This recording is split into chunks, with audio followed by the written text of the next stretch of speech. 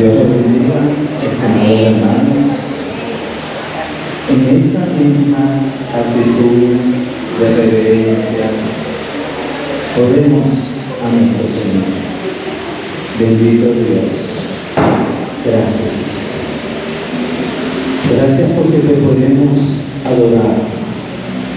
Nosotros, como tu pueblo, no te cantamos, te adoramos. Gracias por tu presencia. Gracias por inclinar tu oído, Señor. Gracias por hacer de nuestros días una realidad. Gracias por tu perdón. Gracias porque a través de ese perdón nosotros también podemos perdonar. Porque como tú nos has perdonado, Señor, con tu amor podemos perdonar a nuestro pueblo. Y gracias porque también lo podemos amar como tú nos has amado a nosotros. Gracias. Hoy, hermanos, vamos a participar de la cena del Señor. Un acto que es un mandato de nuestro Señor Jesucristo. Le pido que, por favor, aquellas personas que nos están visitando y que no conocen el significado de lo que vamos a hacer, que se abstengan. Le pido también a aquellos que no han experimentado un nacimiento en Cristo Jesús, que también se abstengan. Es una bendición que hoy esté con nosotros. Nos sentimos honrados, nos sentimos bendecidos por su presencia. Le invito a abrir sus Biblias en el libro de Levíticos. Les voy a pedir a los hermanos de protocolo que vayan preparando todo para impartir la cena del Señor. En el libro de Levíticos, capítulo 20, verso 26. Vamos a contemplar a través de la luz de la palabra de Dios lo que éste le pide, le exige al pueblo de Israel. Levíticos capítulo 20, verso 26, libro de Levíticos. ¿Lo tenemos? Su palabra nos dice, en el nombre del Padre, Hijo y Espíritu Santo de Dios: habed pues de serme santo, porque yo soy Jehová, soy santo, y os he apartado de los pueblos para que sean míos. Lo que Dios le dijo a Israel, también nos lo está diciendo a nosotros. Y eso, ese principio que pertenece a la santidad de Dios, lo podemos contemplar en versículos del Nuevo Testamento. ¿Por qué? Porque ya no hay judío, ya no hay gentil, ya todos nosotros, a través de Cristo Jesús, pasamos a ser hijos de Dios. En primera de Pedro, verso 15 y 16, por cuestiones de tiempo, se lo voy a estar leyendo. Dice la palabra: sino como aquel que os llamó es santo, sed también vosotros santos en vuestra manera de vivir, porque Cristo está: sé santo porque yo soy santo. Alusivo a Levítico. Y en Romanos capítulo 12, verso 1, nos habla sobre nuestra conducta. Así que, hermano, os ruego por la misericordia de Dios que presentéis vuestro cuerpo como en sacrificio vivo, santo, agradable a Dios, que es vuestro culto racional. Y por último, Romanos 6:22. Búsquenlo todos. Romanos 6:22. Lo tenemos, ¿verdad? Lean con determinación y determinamiento lo que nos voy a leer. Mas ahora que habéis sido libertados del pecado y hechos siervos de Dios, tenéis por vuestro fruto, ¿qué? ¿Cuál es nuestro fruto? La santificación. Y nuestro fin, la vida eterna. Requerimos de la santificación para tener la vida eterna. Una está tomado de la mano del otro. Por ello es que nos pide que seamos santos, porque Él es santo. En Corintios, no lo busquen ahí, en Corintios 2, 5, 17, un versículo que todos conocemos, nos dice: si alguno está en Cristo, nueva criatura es. Fíjense un detalle. Pueden pasar los hermanos del protocolo, por favor, que se acerquen. Quiero que entendamos esto con mucho determinamiento. Los que están en Cristo, una cosa es estar en Cristo y otra estar con Cristo. Aquí la palabra de Dios nos dice estar en, no con. Y por favor, los hermanos del protocolo que empiecen a ministrar la cena. Estar con Cristo no quiere decir estar en Cristo. Las personas que pueden estar con Cristo no necesariamente tienen a Cristo en su corazón. Repito, porque esto es muy serio. Las personas que están con Cristo no necesariamente tienen a Cristo en su corazón.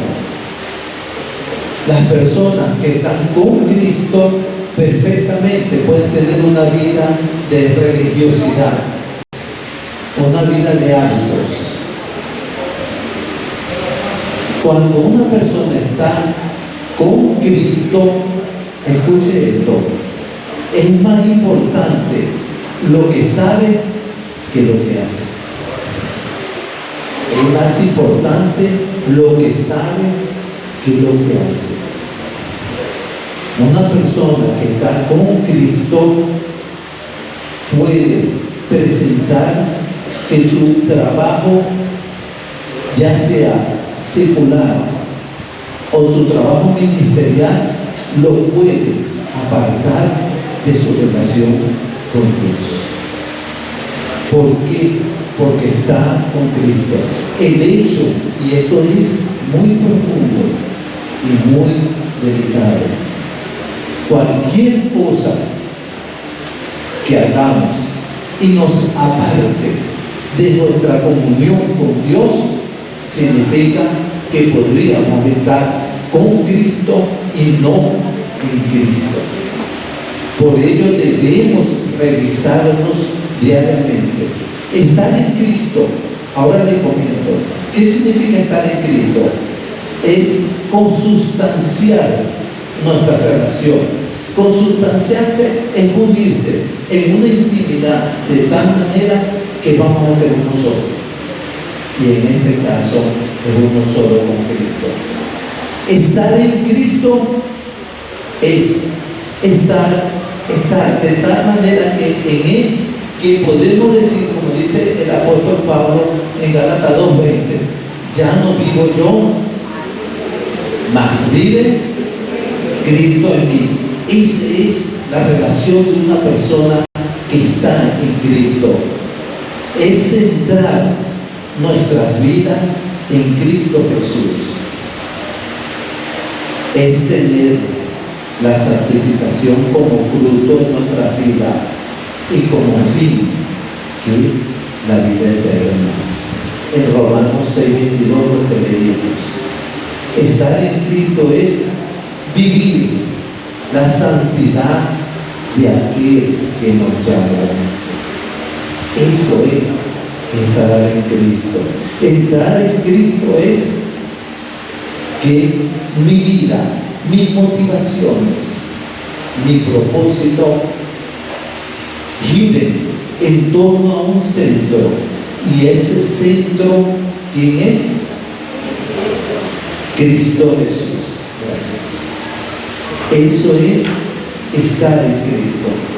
Y ello nos lleva, para cerrar, una interrogante. ¿Estamos en Cristo o estamos con Cristo? Eso nos lo tenemos que responder, no hoy solamente, todos los días. El Evangelio es cambio, el Evangelio es vida. No somos lo que pensamos, no somos lo que sabemos, somos lo que vivimos. Y lo que vivimos lo tenemos que vivir en Cristo Jesús, no con Cristo Jesús. Por eso, en Corintios fue claro, de modo que si alguno está en Cristo, nueva criatura es. Las cosas viejas pasaron, todas aquí son hechas nuevas en Cristo. Revisemos nuestra relación de tal manera que siempre estemos en Cristo y que en ningún momento nos descuidemos para estar con Cristo. Dios siempre está en nosotros. De tal manera se sacrificó y nos amó a cada uno de nosotros. Tenemos todo el pan, tenemos toda la copa. La cena del Señor es un mandato de Dios.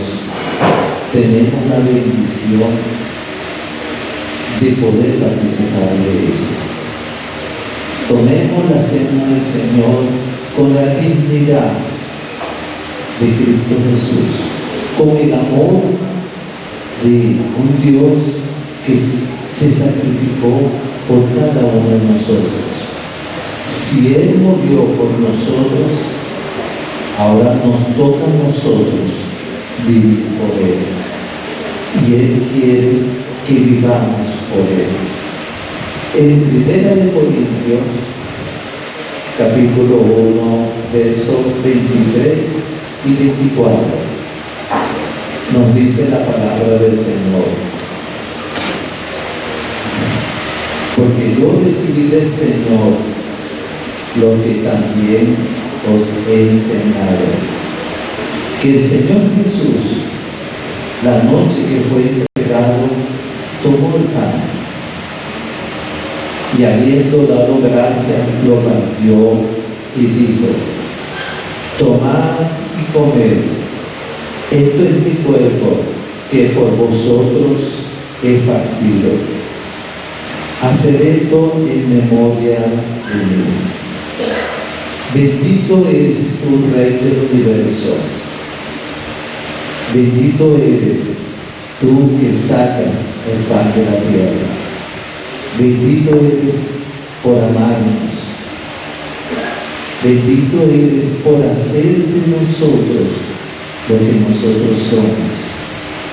Bendito tú eres por tu amor y por tu perdón. Les pido que todos levantemos nuestro mano. Acto simbólico, acto de entrega, acto de unidad, acto de amor. Lo hacemos en memoria de nuestro Señor Jesucristo. Pueden participar acá.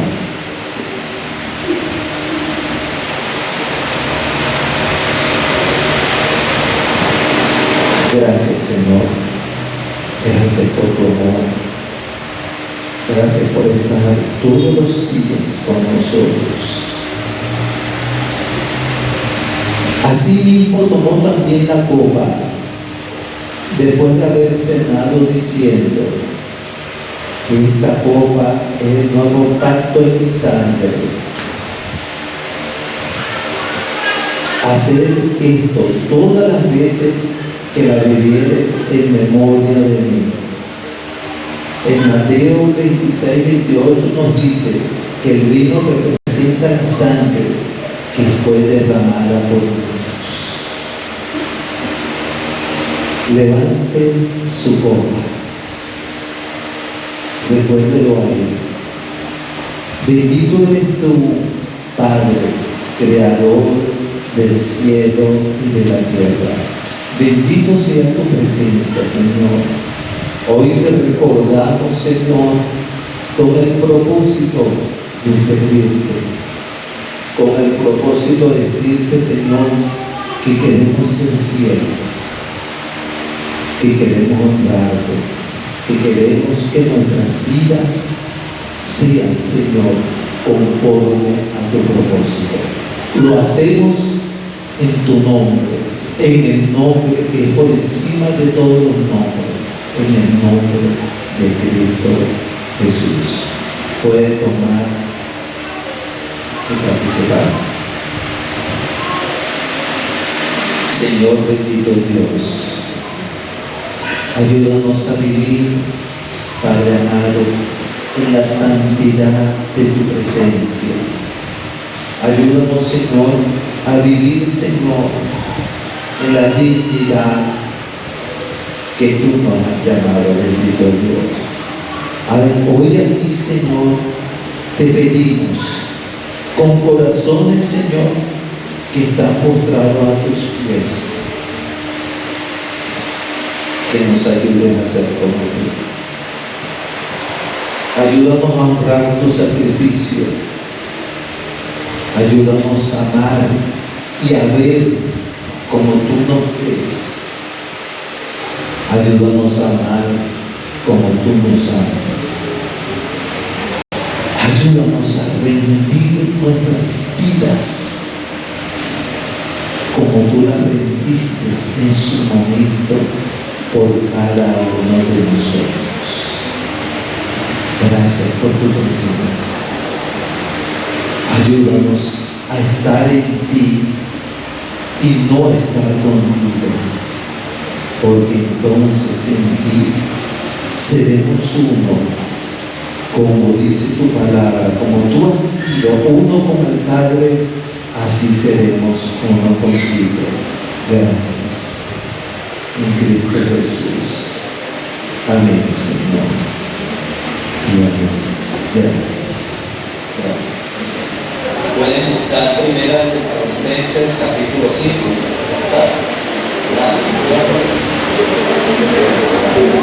Primera de Tesalonicenses capítulo 5, versículo 16. Entre tanto que lo buscan, quiero recordarles el horario de inicio del servicio acá. ¿A qué hora iniciamos? 10 para lo que es. A algunas personas les dije, mire, son las 10 y tanto, mire, son las 10 y tanto. No lo tomen a mal, sino vamos a tratar de trabajar con eso del horario, acostumbrarnos, ¿sí? A llegar tarde. Yo estoy seguro que ustedes me dicen, ustedes se tienen una cita para hacer una diligencia que tiene que ver con algo legal y le dicen, bueno, va a sacar la cédula. Y usted le dice, tiene que estar aquí a las 6 de la mañana o a las 8 de la mañana. Ahora que está digitalizado, usted dice, tiene que estar aquí a las 8 de la mañana y usted se esmera, venga de donde venga y haya el tipo de clima que haya, usted se esmera por llegar a las 8 de la mañana, ¿cierto? Porque si usted llega a las 8 y 5, de repente la persona dice, no, mira, disculpa, mi turno se pasó. Y así como tratan acá a los entes públicos, póngase por allá que estoy atendiendo a otra persona. Ahora, a mediodía, si me queda el tiempo, te atiendo. Usted no me dice nada, ¿verdad? ¿Por qué? Porque usted llegó 5 minutos tarde. Eso si lo hacemos por una diligencia del gobierno, que es algo que bueno. ¿Cuánto más para Dios deberíamos ser más fieles en la puntualidad, más responsables en el compromiso? Y hablo a todos en general, no a una sola persona, sino a todos. Creo que habíamos quedado que íbamos a dejar, ¿se acuerdan? Las cucarachas que tenemos en el salón, cuando ustedes iban al baño de damas, que eso estaba minado. Entonces la idea era dejar esas cucarachas allá y no traernos más. Yo entiendo que viven que viven lejos, que tienen hijos, que tienen esposos, que hay que hacer comida, que hay que hacer todo tipo de cosas, pero es solo un día de la semana que usted debe llegar acá con la puntualidad de 10 a las 10, ¿sí? Es decir, es como vencer el resabio. ¿Saben lo que es resabio, no? Resabio es esa mala costumbre, ¿no? Cuando la gente está resabiada, que es difícil, algo que está como entre los huesos, que cuesta quitarse. Entonces creo que debemos luchar contra eso. Entiendo a las personas que viven lejos, y se me hace difícil poder entender a los que viven cerca y aún así llegan tarde. Entiendo a las mujeres que tienen esposos no cristianos y aún así llegan temprano, o mujeres que tienen niños, que yo sé que hay que atender a los niños y toda esa serie de cosas, pero aún así luchan por llegar temprano. Me cuesta entender a los que no tienen ese tipo de impedimentos, pero creo que debemos esforzarnos por luchar contra el resabio de llegar tarde, el mal hábito, la mala costumbre, ¿sí? De siempre llegar tarde, a veces no solo a la iglesia los domingos, sino a todos lados. Mi primer empleo formal teníamos que marcar una tarjeta. Entrábamos a las 7 de la mañana. Y cuando usted llegaba después de las 7 de la mañana había penalizaciones. Entonces usted cree que a qué hora estaban todos allí antes de las 7. Porque no había justificación. O sea, el jefe no te decía nada. Tú llegabas tarde y el jefe no decía nada. Pero cuando era el día de pago, empezaban a revisar las tarjetas. Y de repente te decían que el día martes llegaste a las 8:10. No, yo no llegué el martes a las 8:10. Tú marcaste esta tarjeta, ¿cierto? Sí. Bueno, y está la hora marcada, yo no modifiqué hora. Ahí está la hora. Entonces no, cónchale, no me acuerdo de eso. Otros hacían trampa, le decían a alguien que llegara. Marca esta tarjeta cuando tú llegues y ves que voy a llegar tarde. Pero ya son cosas que no se hacen dentro de la iglesia. Primero no marcamos tarjeta y segundo no hacemos ese tipo de trampa. Pero luche con el resabio de llegar tarde. Primera de Tesalonicenses capítulo 5, verso 16. Dice, estad siempre gozosos. ¿Sí? Entonces no se moleste por lo que estoy diciendo, esté siempre gozoso. Y si es causa de molestia el hecho de repente hacer un llamado de atención por el horario de llegar tarde, aún así la Biblia te dice, estad siempre gozosos. Y si se molesta porque le estoy diciendo eso, bueno, debe luchar no contra mí, sino contra el mal hábito que usted tiene de llegar siempre tarde a algunas actividades, no solo de la iglesia, a su empleo, al sitio, donde sea.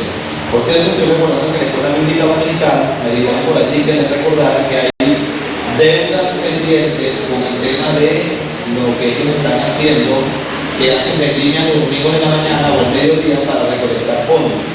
Entonces algunas hermanas están por allí pendientes con unas deudas, sería bueno que usted se pusiera al día hoy.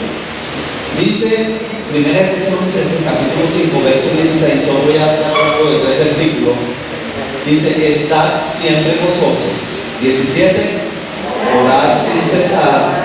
18,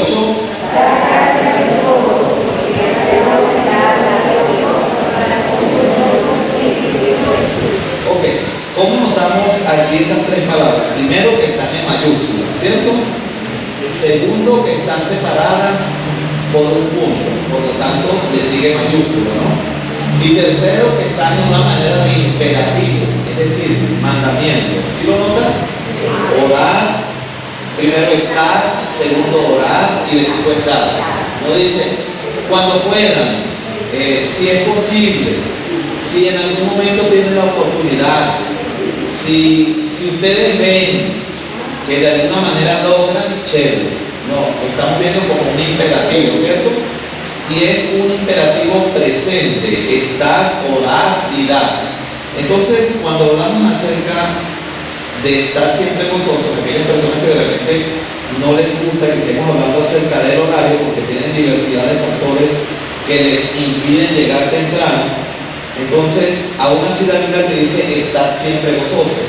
Llama la atención que la primera parte o la primera vez en esta epístola que se habla de la palabra gozo, es en el capítulo 1, donde invito a ir, capítulo 1, versículo número 6.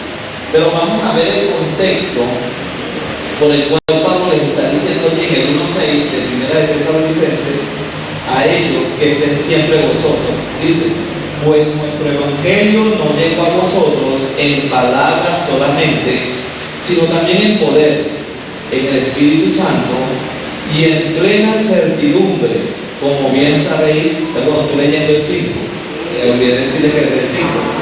¿Cuáles fuimos entre vosotros por amor de vosotros? El 6. Ahora sí vamos, dice: y vosotros vinisteis a ser imitadores de nosotros y del Señor. ¿Sí? La iglesia de Tesalónica había venido a ser imitadora, obviamente, de Pablo, de Silvano y de Timoteo, y también del Señor, ya que ellos imitaban al Señor Jesús. Dice: recibiendo la palabra en medio de gran... ¿Saben lo que es gran tribulación? Es cuando todas las cosas juegan en tu contra. El medio ambiente, la pareja, la situación económica, el empleo, la familia y todo aquello que te rodea está jugando en tu contra. Eso es en medio de gran tribulación.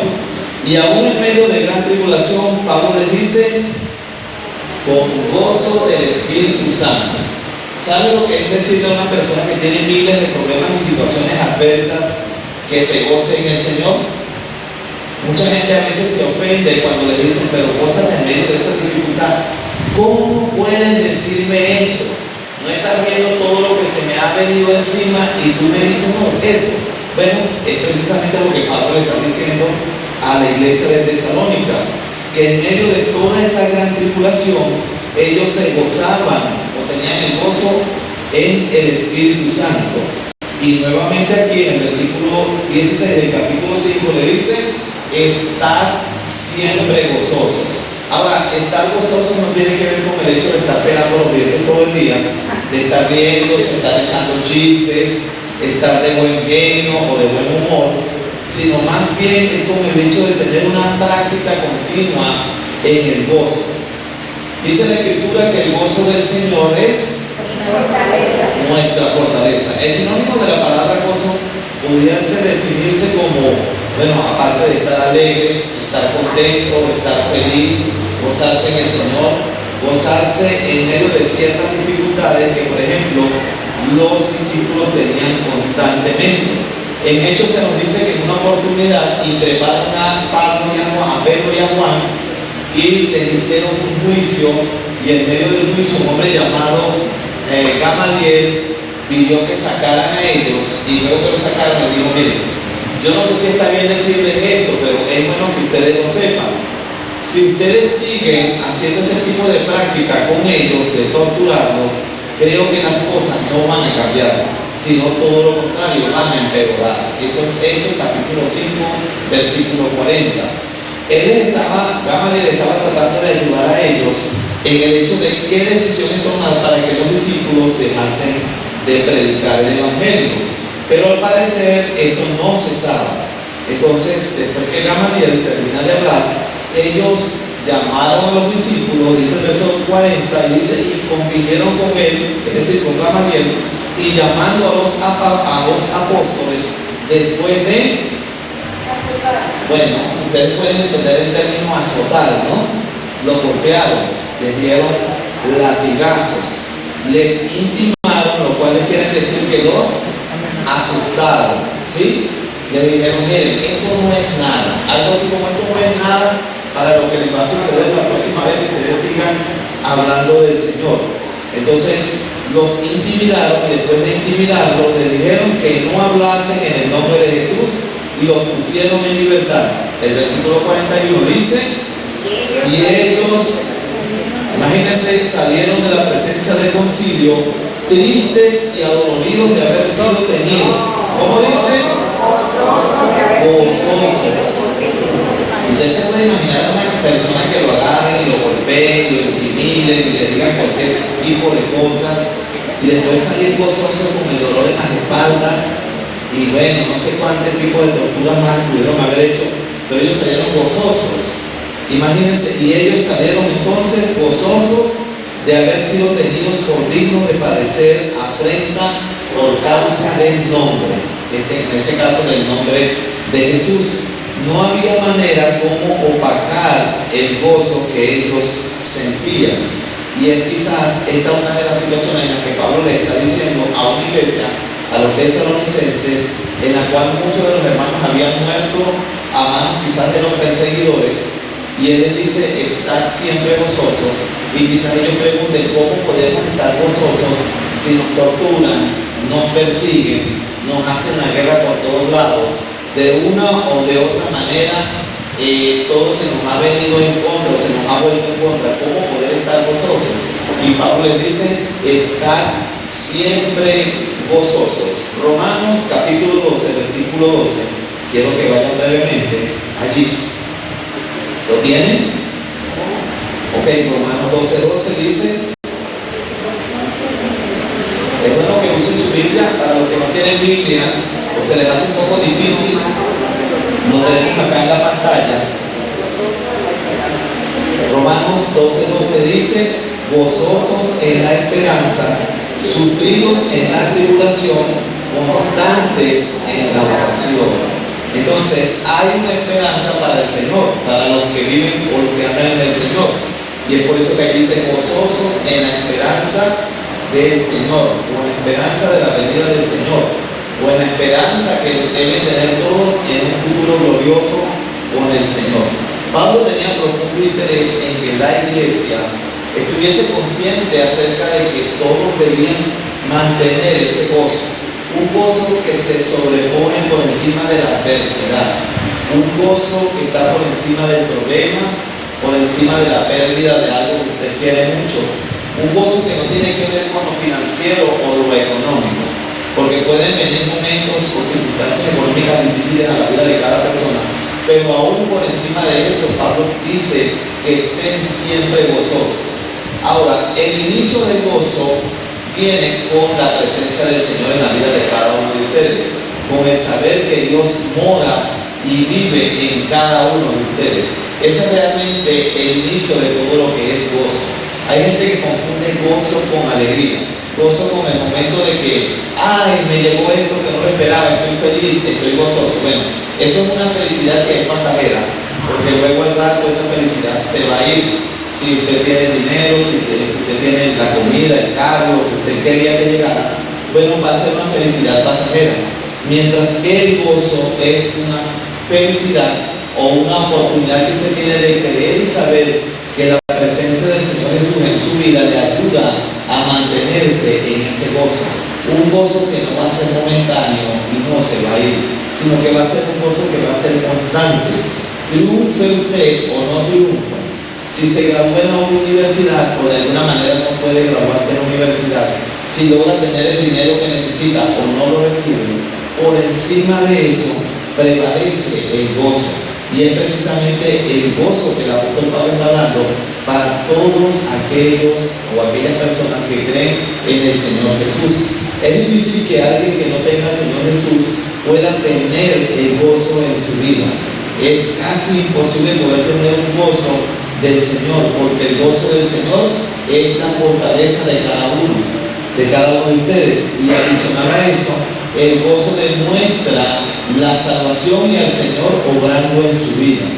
Si usted está triste, está afligido, yo sé que esas cosas pueden pasar. ¿Por qué? Porque somos humanos, ¿cierto?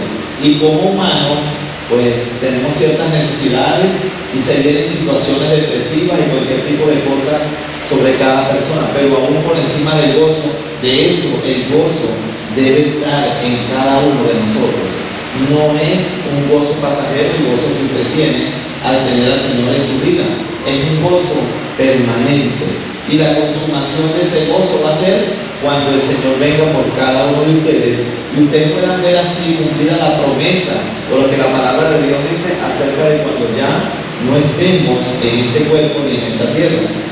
El segundo imperativo que hallamos acá, y son tres cosas que van unidas de la mano, alguien le llamó botas de diamantes a estas tres clases: orar sin cesar. Algo que es importante entender es que una persona gozosa va a estar orando sin cesar. Porque el gozo te va a ayudar a mantener una vida de oración constante. Cuando acá habla de orar sin cesar, no está refiriéndose a una posición en específico. Es decir, aquellas personas que creen que la única manera de estar orando es cuando se está de rodillas o cuando se está en una posición la que usted quiera imaginarse. No es la única manera de orar sin cesar. Una persona que tiene el gozo del Señor en su vida o que se manifiesta, básicamente va a ser una persona que siempre va a estar teniendo una comunión con Dios, que siempre va a comunicarse con Dios a través de la lectura de la palabra de Dios, que puede estar escuchando mensajes, predicaciones, canciones cristianas, conversando con gente que aman también a Dios, o cualquier tipo de situación. Una persona que tiene el gozo del Señor va a manifestarlo a través de la oración y no de la preocupación, ni de la aflicción, ni de deprimirse. Cuando habla de orar sin cesar, es una oración que usted va a estar haciendo, no en la posición que usted se imagina. Me cuesta mucho a veces entender a personas que dicen que oran demasiado, pero viven vidas un poquito obstinadas o amargadas. Digo, no sé si básicamente el orar, que va directamente relacionado con el estar siempre gozoso, tiene que ver con el estar un poco de mal genio constantemente. Gente que usted no le puede decir nada, porque, no sé, entiendo que hay gente que no está de humor algunas veces para todo, pero tampoco se trata de estar de mal humor en todo momento. Una persona que practica el gozo lo demuestra a través de una oración sin cesar, porque vive una vida que no tiene nada que ver con el medio ambiente que le rodea.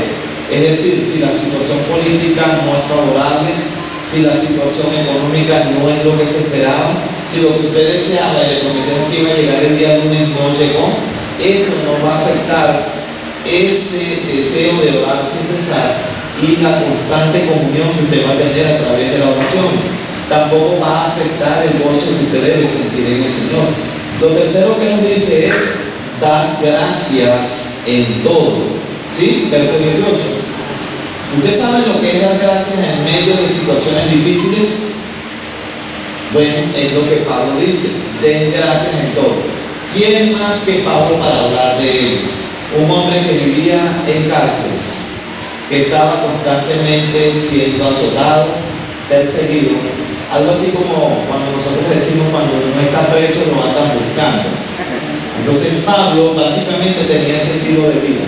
Por causa de hablar de la palabra de Dios, constantemente era asediado y perseguido.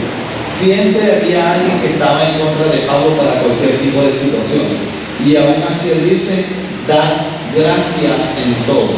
¿En medio de qué situación usted no da gracias a Dios? Mira, se murió tal persona. ¡Wow! Quizás dar gracias a Dios puede decir, gloria a Dios. O Dios lo permitió. O hágase, Señor, tu voluntad. O como Job, que después que perdió a los hijos, perdió las fincas, todo el dinero, todas las posesiones y todo lo que tenía menos la esposa, porque la esposa le quedó como para torturarlo y ella simplemente le decía, maldice a tu Dios y muérete. Ese era el consejo de ella para él, mientras que él agradecía a Dios por todas las cosas. Y entraba uno de los sirvientes y le decía, mira, tus hijos estaban celebrando en tal sitio y vino un ventarrón y cayó todo encima y los mató. Luego venía otro y le decía, mira, todo tu ganado y todo lo que tenías murió porque hubo un incendio. Y al instante llegaba otro y decía otra calamidad, y otra, y otra, y otra calamidad, una encima de la otra. Y para completar, quizás la única persona que le quedaba cercana, que pudiese darle palabras de aliento, sencillamente le recomienda maldecir a Dios y morirse. Y él sencillamente expresa unas palabras que dicen y resuenan quizás en los oídos de muchos. Jehová Dios dio y Jehová Dios quitó. Sea el nombre de Dios bendito. Esa básicamente es una manera de dar gracias en todo. Una persona que da gracias en todo es una persona que vive quejándose. Hay gente que usted saluda o con la que usted habla y le dice, Bueno, ayer le dolía la rodilla, pero antes era el talón. Antes de eso sentíamos dolor en el estómago. Hoy es que se siente medio mejor, porque los días anteriores han sido muy trágicos, pero aún así espera que durante la tarde posiblemente vaya a tener otro dolor, ya que está sintiendo ciertas, no sé, cosas, y te dice, ¿en qué momento das gracias a Dios? ¿En qué momento no te quejas? ¿En qué momento puedes agradecer a Dios? Porque, bueno, hoy me duele, no sé, el dedo gordo del pie. Bueno, gracias Señor porque me está doliendo. Ya, eso es un indicio de que, bueno, están llegando los años o qué sé yo. Pablo dice, dar gracias a Dios, dar gracias en todo, porque esta es la voluntad de Dios para con vosotros en Cristo Jesús.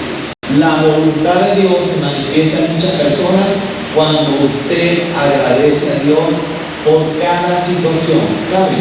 Por las cosas buenas que usted no esperaba, o por las cosas buenas que usted esperaba, y por las cosas malas que usted no esperaba, y por cosas que usted pensaba que por ser cristiano no le podían sobrevenir. Todas esas situaciones son motivos de dar gracias al Señor por todo. Y cuando usted da gracias al Señor por todas las cosas, por las peores que usted puede imaginarse que le han sobrevenido, usted puede decir, estoy gozoso, acepto la voluntad de Dios y me mantengo orando sin cesar. No estoy quejoso, lejos de la oración y siempre molesto por todas las situaciones que vienen. Cuando usted está siempre molesto, quejoso y no está orando, obviamente su vida no puede ser una vida que agrada a Dios, porque usted está yendo contra los principios de la palabra de Dios, donde aquí le está dando simplemente 3 mandamientos sencillos, los cuales estamos uniendo como uno, y es estar gozosos, orar sin cesar y dando gracias a Dios en todo. Agradeciendo a Dios como lo hacía Job, por lo bueno y por lo malo. Porque a veces pensamos que porque estamos en Cristo, todo debe ser felicidad. Que porque estamos en Dios, entonces nuestra vida económica debe cambiar. Las finanzas deben ser distintas. Ahora sí voy a tener el carro que antes había deseado y nunca he podido tener, porque ya estoy en Dios. Estar en Dios no tiene que ver con lo que usted recibe o deje de recibir. La pobreza no tiene que ver con el hecho de estar cerca o lejos de Dios, como tampoco la riqueza tiene que ver con eso, sino simplemente a veces son estados de ánimo en que usted se consigue o se encuentra. Pero el mandamiento bíblico es que oremos sin cesar, dando gracias a Dios por todas las cosas y manteniendo constante el gozo. Pero el principal de ellos en esto que acabamos de leer es mantener el gozo. Si usted mantiene el gozo del Señor vivo dentro de usted o delante de usted va a estar orando sin cesar y va a estar constantemente dándole las gracias a Dios por todo, por cada una de las cosas buenas y por cada una de las cosas malas. ¿Saben? Sin apegarse a lo bueno siempre. Sin apegarse a que esto no lo puedo soltar porque es mío, es mío y no lo voy a soltar. El gozo le ayuda a usted a vivir lejos de todas las cosas que usted lo mantiene atado a esta tierra. Señor, te damos gracias en esta mañana por haber hablado de tu palabra, Señor, especialmente en este tema en cuanto al gozo, Señor, que es tan importante en la vida de cada uno de nosotros, Señor. A veces vivimos aferrados a cosas que esperamos que sean buenas, Señor, y si no resultan como queremos, entonces eso nos hace a veces renegar de la fe, renegar de ti, diciendo que tú no nos escuchas, que dónde estás tú cuando sucede esto, que dónde estás tú cuando los niños sufren, o cuando hay personas que le pasan cosas malas y son personas buenas, Señor. El gozo nos ayuda, Señor, a vivir en armonía contigo y siempre agradeciendo a ti por todas las cosas, Señor. Estamos en este momento muy gozosos de poder estar en este lugar, en esta casa, en esta sede, Señor, el lugar donde gracias a ti, Señor, podemos estar. Simplemente es un motivo para adorarte y glorificarte, Señor. Saber que ya tenemos un lugar propio donde podemos reunirnos, Señor, libres de pagar alquiler y aparte de eso, Señor, libres también de tener que tener restricciones en cuanto al horario y el uso en algunos días de la semana de los espacios, Señor. Gracias porque a ti te ha placido, Señor, ser tu gran voluntad darnos este lugar, Señor. Ayúdanos, Señor, a mostrar el gozo, a orar siempre, Señor, y a dar gracias a ti en medio de situaciones difíciles, Señor. Y ayúdanos también, Señor, a poder vencer el resabio de llegar tarde, Señor. No solo acá, sino a todas las actividades, Señor, en el lugar donde estemos. Ayúdanos, Señor, a poder cambiar esa mentalidad que tenemos, Señor, de dejar todo para la última hora o de siempre estar en los lugares cuando ya es tarde. Ayúdanos a vencer los obstáculos, Señor, que básicamente somos nosotros y también los ponemos nosotros, Señor, y que no son obstáculos que llegan, sino que a veces nosotros mismos estamos buscando. Ayuda a tu iglesia, Señor, a continuar adelante y ayuda a los niños, Señor. Faltan cosas por terminar acá, Señor, y deseamos, Señor, que según tu beneplácito puedan, Señor, llevarse a cabo en el nombre de Jesús. Amén y amén. Dios bendiga sus vidas.